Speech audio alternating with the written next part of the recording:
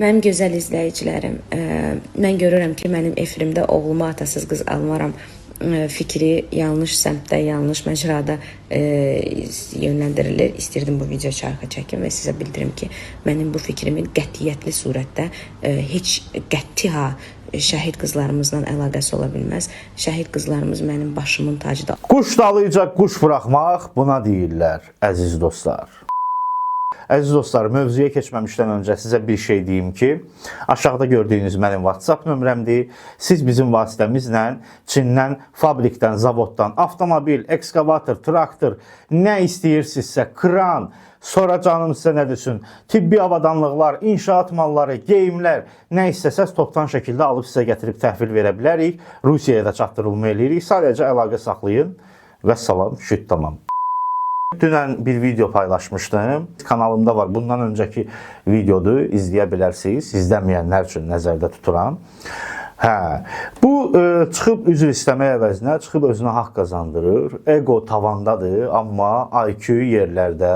Mənim gözəl izləyicilərim, mən görürəm ki, mənim efrimdə oğluma atasız qız almaram fikri yanlış səmtdə, yanlış məcrada yönləndirilir. İstirdim bu video çarxı çəkim və sizə bildirim ki, mənim bu fikrimin qətiyyətli surətdə heç qəti şəhid qızlarımızla əlaqəsi ola bilməz.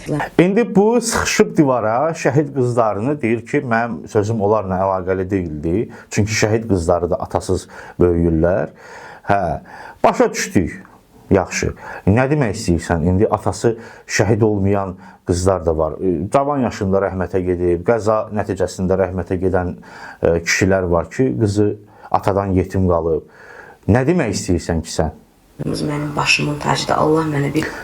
Şəhid qızları təbii ki, hər kəsin başının tacıdır. Bunu sən deməklə o demək deyil ki, cəmaət səni bağışlayacaq, bu şeyi yaddan çıxardacaq. Övlad nəsib edərsə, eləsin ki, sırf mənim evimə, mənim ocağıma sırf şəhid qızımız qismət olsun. Allah eləməsin, hansısa şəhid qızı sənin gəlinin olsun. Mənə canım sizə qurbandır, o sizin qeyrətiniz qarşısında. İndi bu sıxışıb divara şəhid qızlarını deyir ki, mənim sözüm onlarla əlaqəli deyildi. Çünki şəhid qızları da atasız böyüyürlər.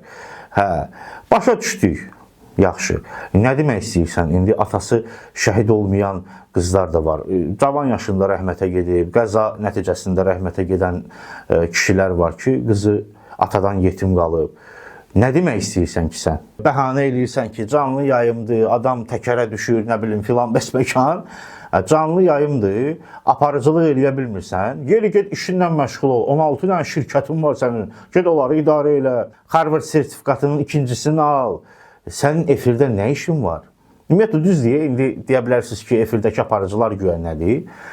Yəni, hal-hazırda özünüz bilirsiniz ki, 90%-i maldır.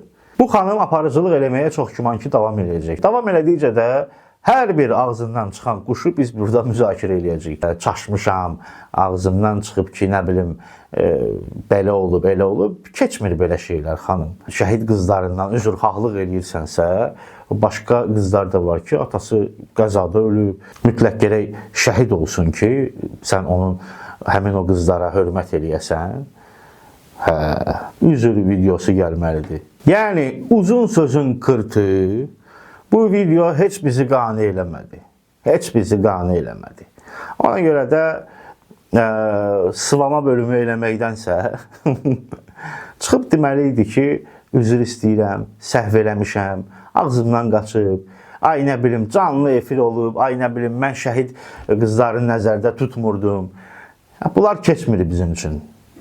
Hörmətli Nigar sertifikat Harvard 16 şirkət qurucusu. Sağ olun dostlar.